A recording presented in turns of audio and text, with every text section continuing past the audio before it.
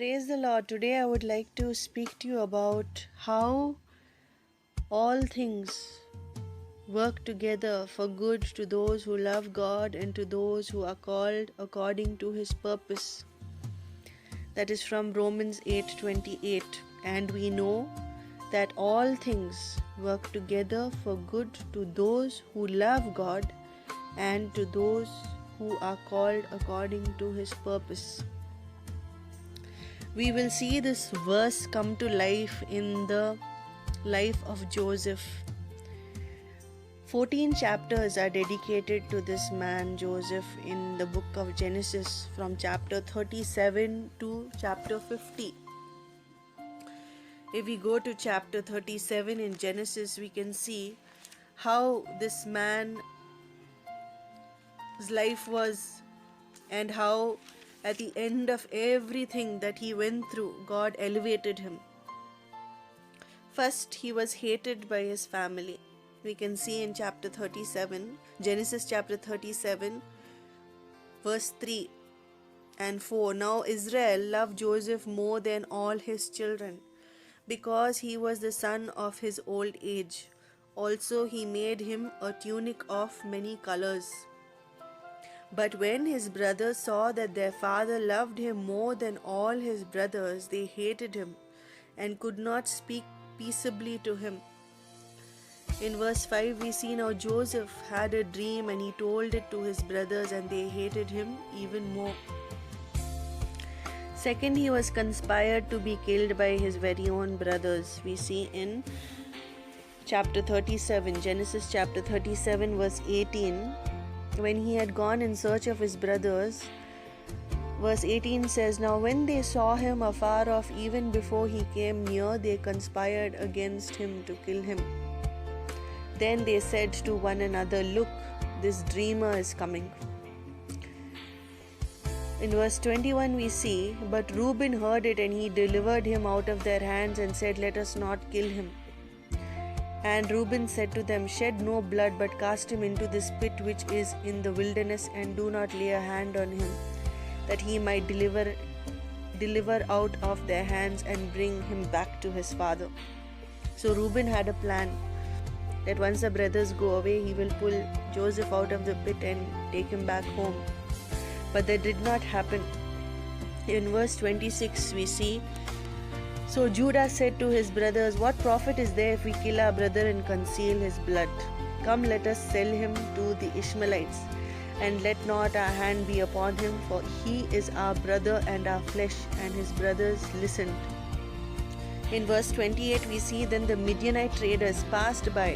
So the brothers pulled Joseph up and lifted him out of the pit and sold him to the Ishmaelites for 20 shekels of silver, and they took Joseph to Egypt. So first we see he was hated by his family. They conspired to kill him. His brothers, his very own, conspired to kill him. He was sold as a slave to the Ishmaelites for 20 shekels of silver. Money was not the issue.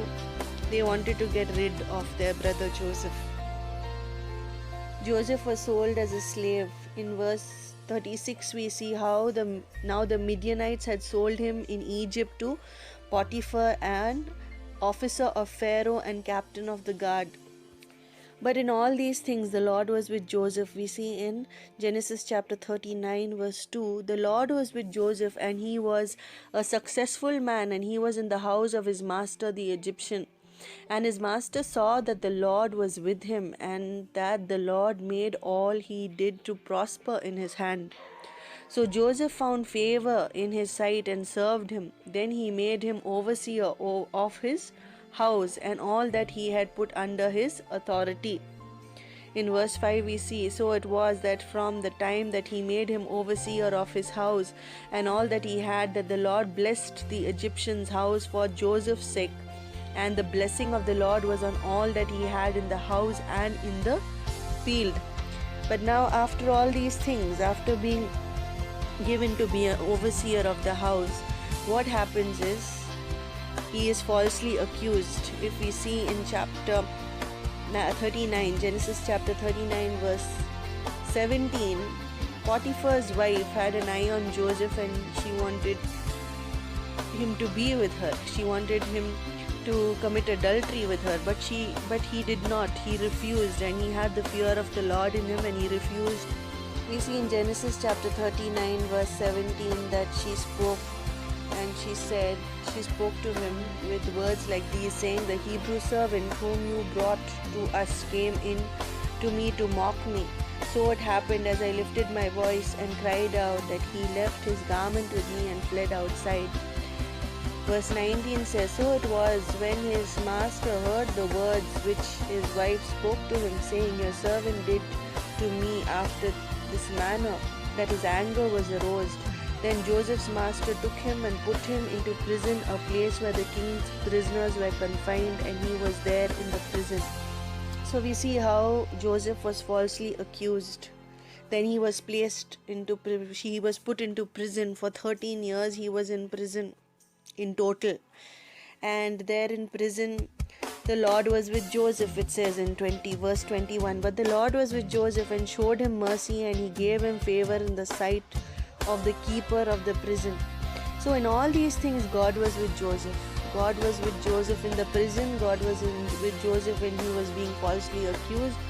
God was with Joseph when he was sold as a slave. In all these things we can see the hand of God and the favor of God, because God had a purpose for him, and we can say that all things work together for good for those who love God and are called according to his purpose.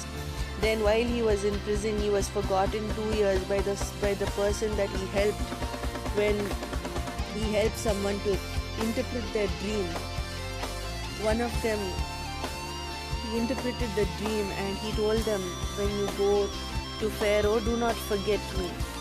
You speak to Pharaoh about me." But this person forgot about him. This is chapter 40 verse 23. "Yet the chief butler did not remember Joseph, but forgot him." Genesis chapter 41 verse 1 says, "Then it came to pass at the end of 2 full years that Pharaoh had a dream, and behold, he stood by a river. Then the butler, he remembered him and told Pharaoh about Joseph, who was able to interpret dreams." And Joseph was able to interpret the dream of Pharaoh, and then Pharaoh told him that he would be a minister in the land of Egypt. If we see in Genesis chapter 41 verse 38, "And Pharaoh said to his servants, Can we find such a one as this, a man in whom is the Spirit of God?" In verse 39 it says, "Then Pharaoh said to Joseph, Inasmuch as God has shown you all this, there is no one as discerning and wise as you. You shall be over my house, and all my people shall be ruled according to your word. Only in regard to the throne will I be greater than you." And Pharaoh said to Joseph, "See, I have set you over all the land of Egypt." And we see how God elevated Joseph. One day in the prison, next day he was minister over the whole land of Egypt. And how God restored back his family back to him. His brothers came in search of food to Egypt, and he was reconciled again with his brothers, and he was reconciled with his father and his family again. And God blessed Joseph, and he was a blessing throughout the world, throughout the earth. He was a blessing because he saved many nations from famine. When God elevated him, he was in charge. For 7 years he saved up all the food, and for the next 7 years of famine he was able to distribute it and sell it to the different nations which came to Egypt to buy. So that's how we see God's hand in everything. Although he went through a lot of trouble, he went through a lot of pain, and he went through a lot of rejection, but in all these things God worked together for good for him, because Joseph loved him, and because Joseph had the fear of the Lord in him. We see in Genesis chapter 50 verse 20, Joseph said, "But as for you, you meant evil against me, but God meant it for good, in order to bring it about as it is this day, to save many people alive. Now therefore, do not be afraid. I will provide for you and your little ones." And he comforted them and spoke kindly to them. He was speaking to his brothers who did evil against him in these 2 verses. We see how God transformed Joseph, and how he was not only transformed uh, from the from being a prisoner or being a slave to being a minister, but he was transformed inward as well. He became a person who was kind and good. That's why he comforted his brothers, the same people who stood against him and who tried to kill him. He comforted them and spoke kindly to them. So we see how God transformed him, not only in his elevation to being a minister, but also internally he was transformed, and he was a great blessing to many people. So we should always remember, no matter what we go through, no matter what rejection we face, no matter who accuses us falsely, who speaks bad about us, God is with us. And if God is for us, who can be against us?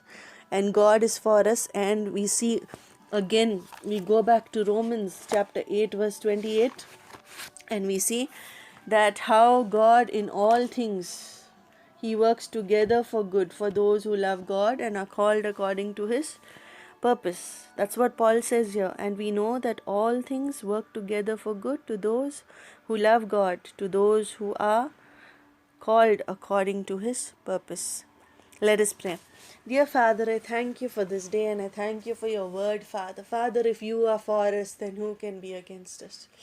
Father, even if people come against us with evil thoughts and with evil in their hearts, you are there. Your hand is always upon us. Your favor is always upon us. Father, we thank you for your faithfulness, that in all things we are more than conquerors in you, Jesus. We thank you, Father, that you bring us out of the miry clay and you place us on a rock. Father, we thank you that you take us out of the deepest pit and you give us elevation, Father. Father, you make us stand in front of the very people who have put us down, and you elevate us, Father. Father, we thank you that you have been so good to us, Father. We thank you for your favor, your grace, and your mercy in our lives. We thank you, Father, that you have loved us with an everlasting love, and with great mercies you gather us, Father. Father, I thank you for your resurrection power that flows through us and flows through our lives, Father. Father, I thank you for your children, Father. Help them to realize that you are with them and you are for them and not against them, and that you will elevate them in due time, Father, for you have an appointed time for everything, Father. You make them go through certain things, or you allow certain things just for their transformation and just for their good, Father. We thank you, Father, that all things work together for good, Father, for those who love you and are called according to your purpose. And your purposes are always good and perfect and right, Father. We thank you, Father. Let your will be done in our lives, Father. Let your kingdom come soon, Father, and let your will be done, Father. Bless us, Lord, and keep us, and let us seek your face more and more each day. Strengthen us through the power of your Holy Spirit and through your word, Father. Give us peace in the innermost being, and guard our heart and mind in Christ Jesus. Fill us with your Holy Spirit and use us for the extension of your kingdom, Father. I thank you, I bless you, I glorify, I magnify your name, Jesus. And we thank you, Father, for everything that you have done in our lives. In Jesus' name I pray. Amen.